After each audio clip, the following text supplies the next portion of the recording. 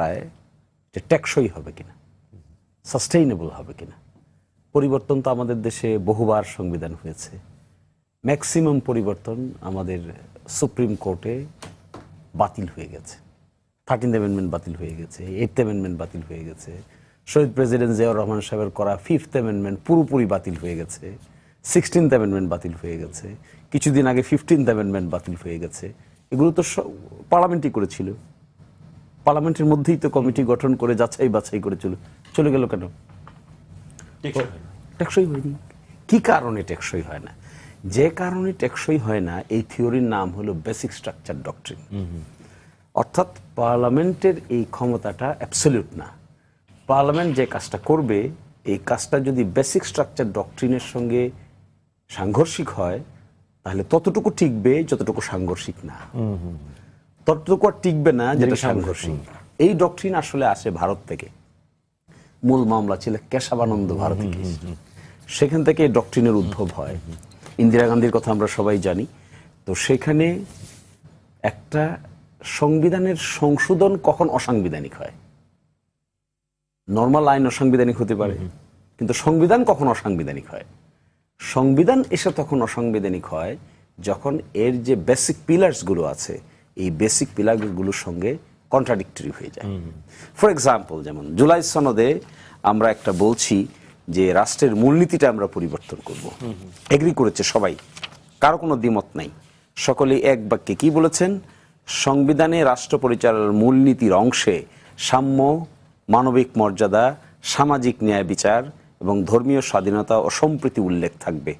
BNP, জামাত, NCP সবাই একমত। এখন প্রশ্ন হলে আপনারা কিভাবে করবেন এটা? সরকার যে সিস্টেমে যেতে যাচ্ছে, তারা কমিটি করেছে, এই প্রস্তাবটা তো তারা পাশ করবে, যেহেতু জুলাই সনদ তারা অক্ষর অক্ষরে বাস্তবায়ন করবে বলেছে। তো অক্ষরের ভিত্তিতে এটাও পড়ে, তো অক্ষর না, লাইন পড়ে, এটা কনসেপ্ট পড়ে। কিন্তু আমাদের সংবিধানে 5th অ্যামেন্ডমেন্টের জাজমেন্টে আছে ধর্ম নিরপেক্ষতা হলো basic structure of the constitution. এখন আমাদের পার্লামেন্ট কি পারবে এটা পরিবর্তন করতে? Answer is simply no. This parliament cannot change it. Majority থাকলেও, 2/3 মেজরিটি থাকলেও কাজ হবে না, 300 জনের 300 জন ভোট দিলেও কাজ হবে না, কারণ this is something different, structural development. এই থিওরি বাংলাদেশে প্রথম আসে 8th অ্যামেন্ডমেন্ট কেসে, আনোয়ার হোসেন ভার্সেস বাংলাদেশ। সেই থেকে শুরু করে সর্বশেষ 15th অ্যামেন্ডমেন্ট যে রায় হলো, এই রায় পর্যন্ত এই থিওরিটা এখানে ডেভেলপ করেছে। আমরা কেন সংস্কারের কথা বলেছিলাম? আমরা বলেছিলাম পরিষদটা কেন দরকার, কারণ এই জুলাই সনদে যে প্রস্তাবগুলো করা হয়েছে তার মধ্যে বেসিক স্ট্রাকচার ডক্ট্রিনকে হিট করতেছে এরকম গুরুত্বপূর্ণ বিষয় আছে। যেমন ধরুন, আপনি পার্লামেন্টকে দ্বিকক্ষ বিশিষ্ট করে ফেলবেন বলা হচ্ছে, বিএনপি একমত। রেশিও নিয়ে দ্বিমত, কি সিটের রেশিও অনুপাতে হবে নাকি ভোটের রেশিও অনুপাতে হবে, এটা দ্বিমত। কিন্তু দ্বিকক্ষ বিশিষ্ট হবে, এটা তো দ্বিমত নাই। তার যদি দ্বিমত না হয়, তা কি করে করবেন? অ্যামেন্ডমেন্ট করে। তো this is hitting the basic structure doctrine. তাহলে সংস্কার পরিষদের প্রশ্নটা কেন আসলো গণভোটের? বিশেষ ভাই, আপনি তো ওই সময় ছিলেন ঐকমত্য কমিশনের অনেকগুলো, এখনো হয়তো এগুলো আপনি ফলো করেন, লিটারেচার গুলো দেখেন। আমার প্রশ্নটি হচ্ছে, এই আলোচনাগুলো তো অলরেডি এক্সস্ট করা হয়ে গেছে, তারপরও এই সংবিধান, এই যে একটা যে বিশেষ কমিটি করা হলো, এইটির আসলে আইনি ব্যাকআপ কি? প্রসিডিউরাল, পার্লামেন্টের রুলস অফ প্রসিডিউরে অ্যামেন্ডমেন্ট কমিটি হবে, অ্যামেন্ডমেন্ট কমিটি তৈরি করবে, প্রপোজাল আনবে, তারপরে আবার পার্লামেন্টে আসবে, বিতর্ক হবে, তারপরে আবার প্রয়োজনে জনমত যাচাইয়ের জন্য যাবে, তারপরে আবার আসবে, প্রেসিডেন্টের কাছে যাবে, গণভোট দরকার হলে দরকার হবে, গণভোট না হলে এটা পাস হয়ে যাবে, সাংবিধানিক প্রসেস। প্রশ্নটা কোথায়, প্রবলেমটা কোথায় লেগেছে জানেন? গণভোটে তো আমরা একমত হলাম সবাই। গণভোট কিন্তু বিএনপির প্রস্তাব, আমি বারবার বলছি, গণভোট কিন্তু অন্য কোনো দল প্রস্তাব করেন। এবং দেখবেন আমাদের সালাউদ্দিন ভাই সবার আগে স্বীকার করেন যে আমিই প্রস্তাব করেছি। ইয়েস, আমরা তো ছিলাম সেখানে, প্রস্তাব তিনিই করেছেন। প্রস্তাব করে গণভোটটা হা হলে কি হবে, এই অর্ডারটার মধ্যে বলা আছে। তো গণভোটটা হা হলে একটা সংবিধান সংস্কার পরিষদ গঠিত হবে। এই পরিষদের মেয়াদ হবে 180 দিন। 180 দিনের মধ্যে সে কাজগুলো সম্পন্ন করবে, করে পরিষদের সংস্কার সবার কাজ শেষ। যে সংস্কারগুলোর কথা আমরা এখন বলছি, তার মধ্যে 47টা সংবিধান সংক্রান্ত। এই সংক্রান্তর ভিতরে বেশ কয়েকটা আছে যেটা হিটিং বেসিক স্ট্রাকচার ডক্ট্রিন। আপনি যদি এটাকে টেকসই না করতে পারেন, করার জন্য কেন করবেন? একটা বিপ্লবের পরে, একটা অভ্যুত্থানের পরের পরিবর্তন নিশ্চয়ই বেসিক কিছু চেঞ্জ আসবে। এই জন্য আমি মনে করছি, আমরা মনে করি এই সংশোধনের যে রাস্তাটা, দিস ইজ রং রোড। এটার ব্যাকলেশ হতে পারে, হবেই, ওকে, হতে পারে না। আমি আপনাকে বলছি, সময়ের ব্যবধানে যে তরিকায় অগ্রসর হচ্ছেন, যেটা আমাদেরকে দেখাচ্ছেন, একই কাজ কিন্তু বিএনপি করেছিল পঞ্চম সংশোধনীর সময়, এবং আমি রায়ের কপিটা আমার কাছে আছে। সেখানে আমাদের সুপ্রিম কোর্ট বলে দিয়েছিল শহীদ প্রেসিডেন্ট জিয়াউর রহমানকে ইউজারপার, অবৈধ ক্ষমতা দখলদার। বিএনপি যে রাস্তা অবলম্বন করছে, একই শব্দ শোনার জন্য তাদের আবার অপেক্ষা করছে। ধন্যবাদ অ্যাডভোকেট শিশিরমণি। আমি আবারও আপনার কাছে আসবো। এবারে যেতে চাই বিএনপি দলীয় সংসদ সদস্য সাদ্দাত হোসেন সেলিম। সেলিম ভাই, আপনি আপনার সহ-আলোচকের আলোচনা শুনলেন, সেখান থেকে নিশ্চয়ই আপনার উত্তরটা আমি পাবো। আমার যেটি প্রশ্ন, গণভোটের রায়ের পরও সংসদীয় বিশেষ কমিটি গঠন করা হলো, এটি কি আসলে ওই ম্যান্ডেট, যেটা আপনারা গণভোটের রায়ে যে ম্যান্ডেট আছে সেটার বাস্তবায়ন হচ্ছে, নাকি অন্য কোনো একটা ভিন্ন রাস্তায় চলে যাচ্ছে? ধন্যবাদ আপনাকে, ধন্যবাদ সহ-আলোচকদেরকে।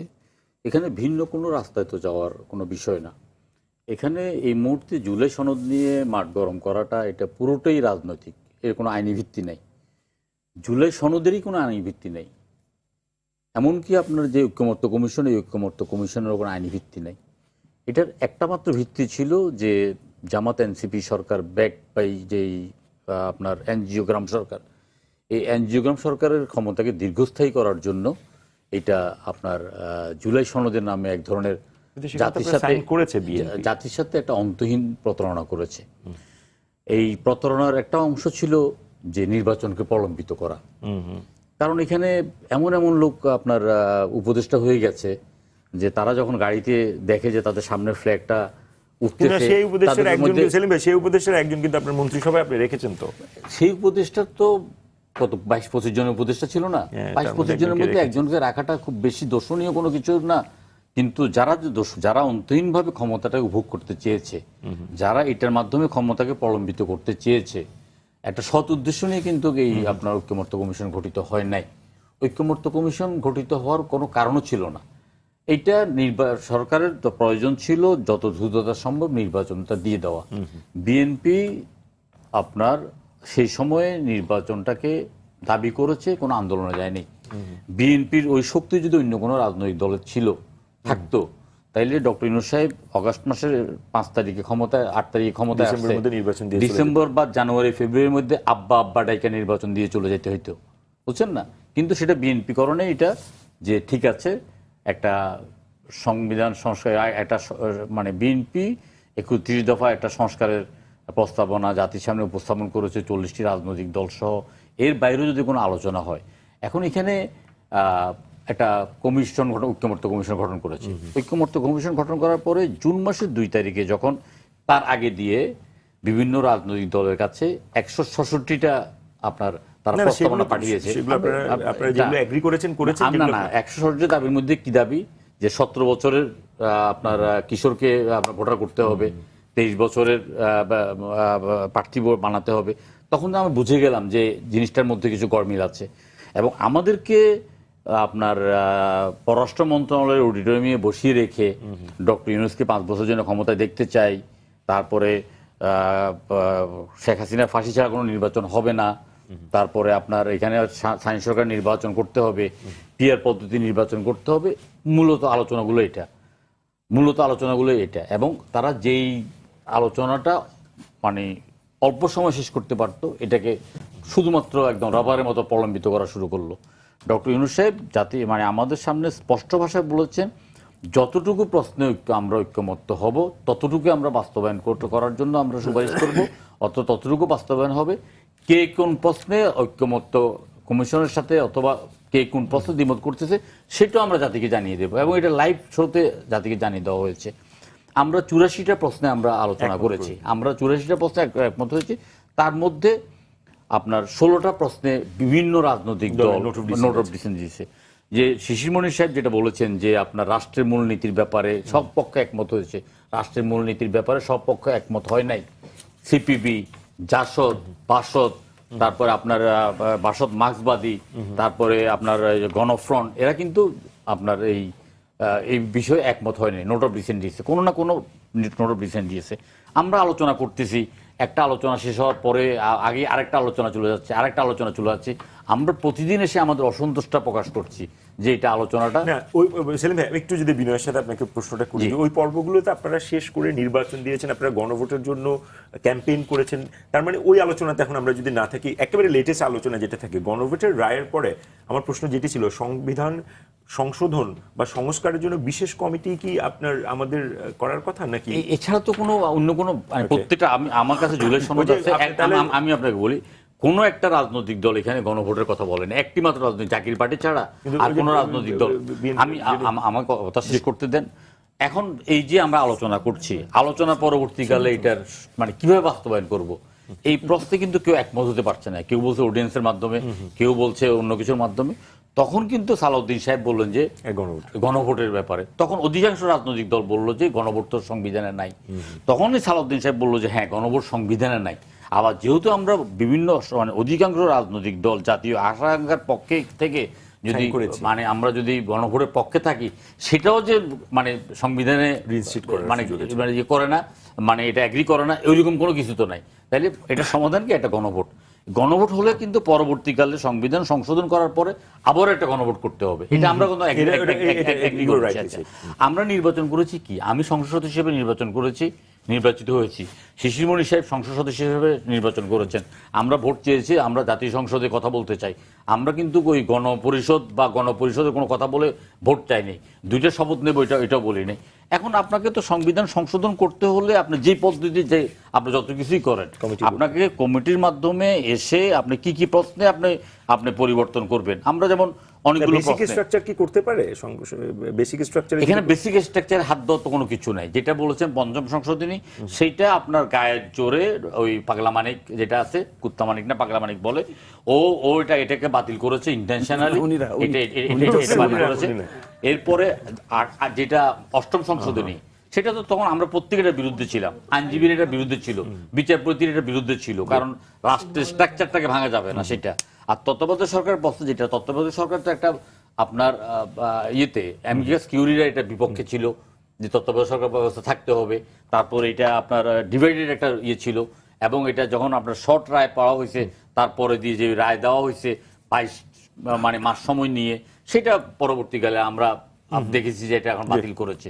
তো সুতরাং এখানে আপনার সংবিধান সংশোধন আমি কোনো জটিলতা দেখতেছি না। সংবিধান সংশোধন যেটা করা হয়েছে, যে কমিটি, এই কমিটির মধ্যে 4টা বা সম্ভবত 4টা পদ খালি আছে, 5টা পদ খালি আছে। 5টা পদ ওনারা আসবেন, ওনাদেরকে আসতে হবে। ওনারা যদি না আসেন, তাহলে আমরা যেটা জাতির সামনে অঙ্গীকার করেছি, জুলাই সনদের এই যে আমরা যে আপনার যে অঙ্গীকার করেছি, অঙ্গীকারের কোথাও কিন্তু লেখা নাই, এই অঙ্গীকারের কোথাও লেখা নাই যে গণভোটের মাধ্যমে এটা বাস্তবায়ন করা হবে। আপনার এই অঙ্গীকারের কোথাও লেখা নাই যে আপনার এই বিশেষ আপনার কি সংবিধান সংশোধন পরিষদের মাধ্যমে এটা বাস্তবায়ন করা হবে, এবং ইভেন কি জামাত ইসলামের ইয়ে তো নাই। সুতরাং এখানে আমি কোনো জটিলতা দেখতেছি না। অন্তর্বর্তী সরকার যে কাজগুলো করেছেন, অনেকগুলো কাজ করেছেন যেটা ওনাদের এখতিয়ার বহির্ভূত কাজ, সেই কাজগুলোর মধ্যে দিয়ে আমরা অনেকগুলো কাজকে আমরা এটাকে এগ্রি করেছি, অনেকগুলোকে আমরা এখন পর্যন্ত এটা আইনের মধ্যে নাই, এটা এখন এটা অটোমেটিকলি বাতিল হয়ে গেছে। সুতরাং সংবিধান সংশোধন যেটা কমিটি গঠন করা হয়েছে, এই কমিটি আলোচনা করবে সংবিধানের মূল স্ট্রাকচার বলতে। এখন তো সংসদীয় গণতন্ত্রের, আমরা তো আর রাষ্ট্রপতি শাসিত সরকারে যাচ্ছি না, আমরা সংসদীয় গণতন্ত্রের মধ্যে থেকেই আমরা আমাদের যে স্ট্রাকচারটা, তত্ত্বাবধায়ক সরকারের ব্যবস্থা, তারপরে প্রধান বিচারপতি নিয়োগ করার ব্যাপারে রাষ্ট্রপতির ক্ষমতা, ইত্যাদি ইত্যাদি ইত্যাদি ইত্যাদি যে বিষয়গুলো, আমরা সেই বিষয়গুলো আমি দৈনিক ইত্তেফাকের নির্বাহী সম্পাদক সালেউদ্দিন আপনার কাছ থেকে একটু শুনতে চাই, এই সংবিধান সংশোধন বা ওরফের সংস্কারের এই দ্বন্দ্ব শেষ পর্যন্ত আসলে কোথায় গিয়ে থামবে? কারণ আপনি দুজন আলোচকের কাছ থেকে আমি একবারে কমপ্লিটলি দুটো ভিন্ন চিত্র পেলাম। আপনার কাছ থেকে কোন চিত্র পাই দেখি? আপনি তো তাই বললেন, আমার দুইজনই প্রিয় ভাই। হ্যাঁ, শিশির ভাই তো শুরুতেই বললেন যে বিষয়টা আইনি এবং সাংবিধানিক বিষয়। আমিও একমত, কিন্তু আমি মনে করি সমাধানটা রাজনৈতিক। বিষয়টি আইনি হইল, সমাধানটা রাজনৈতিক। আমার ভাই সেলিম ভাই, উনি উনার দলের যা যা অবস্থান সবই উনি এখানে পরিষ্কার করলেন। কিন্তু জাতি কি দেখতে চায় জুলাইয়ের অভ্যুত্থানের পর? জাতি দেখতে চায় এটা একটা সমাধান। এইবার এমন একটা সংসদ আমাদের সামনে আছে, এরা অতীতে বন্ধুর মতো ছিল এবং বন্ধুর মতো তারা লড়াই করে একটা ফেসিবাদকে সরাইছে। এখন সংবিধান সংস্কার সংশোধন করে কমিটি করে যে করা যাবে না তা না, করা হয়তো যাবে, যাওয়ার পরে আরেকটা জিনিস লাগবে, যেটা ওই ঘোরার আগে গুরু কি বলে না, কিসের আগে কি লাগছে, ঘোরার আগে গাড়ি লাগছে। তো যেমন গণভোটটা কোন সংবিধানের মৌলিক কাঠামোর পরিবর্তন আপনি যদি করতে চান, যেটা শিশির ভাই ভারতের একটা মামলার রায় দিয়েও বলেছেন, সেটা পরিবর্তন করার ক্ষমতায় এই সংসদ সদস্যদের নাই। নাই কেন, এটা সংবিধানই বলে দিছে। আবার নাই কেন, এটা আদালতও বিভিন্ন সময় তার জাজমেন্ট বলে দিছে, যেটা একটা কথা উনি বলেছেন। কিন্তু তারপরে যে করা যাবে না তা না, করা যাবে। কোন করার পরে কিছু কাজ আছে, যেটা বললাম যে ঘোরার আগে গাড়ি হয়েছে, আগেই হয়ে গেছে গণভোট। যদি আপনার মৌলিক কাঠামোর যদি কোনো পরিবর্তন করেন, তাহলে জনগণের ম্যান্ডেট লাগবে। আগে নিয়ে নিছেন, আগে তো আপনি সুনির্দিষ্টভাবে নেন নাই, নিছেন। ওই নেওয়াটাও একটা রাজনৈতিক ছিল। এটা এই যে আমি যে প্রশ্ন তো অন্যদিকে যাই, আমাদের ভাই যেটা বললেন, ওনার কিছু বিষয় আমি যেহেতু রেকর্ডে থাকে, কিছু বিষয়ে একমত, কিছু বিষয়ে দ্বিমত করি। যেমন একমত হই যে উপদেষ্টাদের কেউ কেউ ক্ষমতার মোহ ছিল, এটার প্রমাণ আমি একজন সাংবাদিক হিসাবে আমিও মনে করি। কিন্তু ডক্টর ইউনূস এবং তার সরকার এই যে গণভোটটা আসলো সাংবিধানিক আদেশের নামে, এটি কিন্তু প্রথমে ছিল না। আপনি খেয়াল করবেন, বিএনপি একটা দাবি দিয়ে দিল যে এই ঈদের রোজার আগে নির্বাচন হইতে হবে,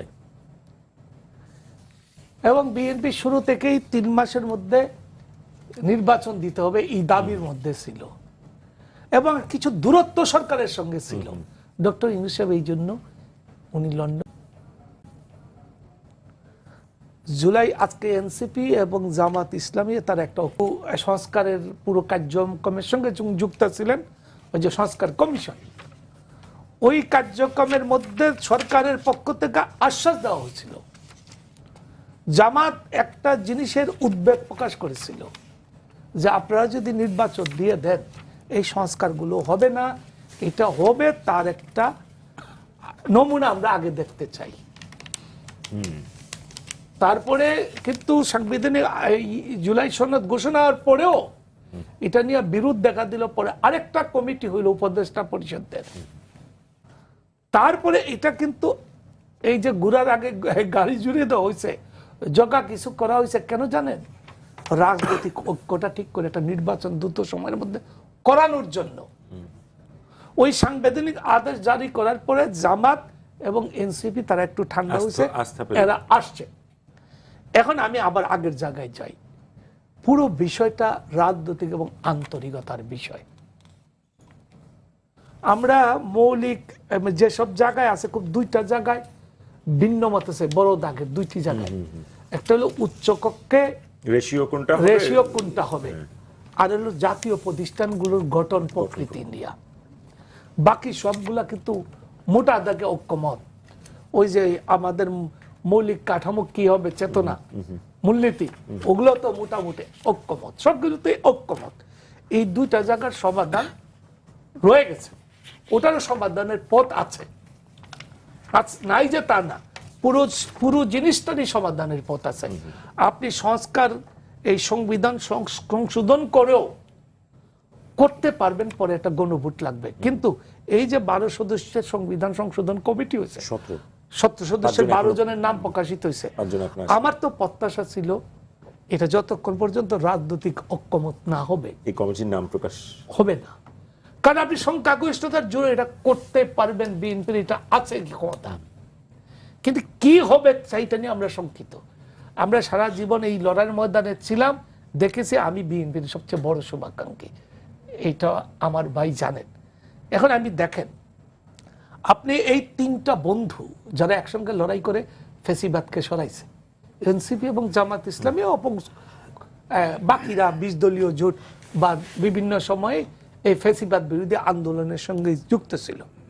আপনি গায়ের জোরে করবেন, যদি জামাত সংসদে না যায়, এনসিপি না যায়, আমরা তো এই কালচার দেখেছি। তাহলে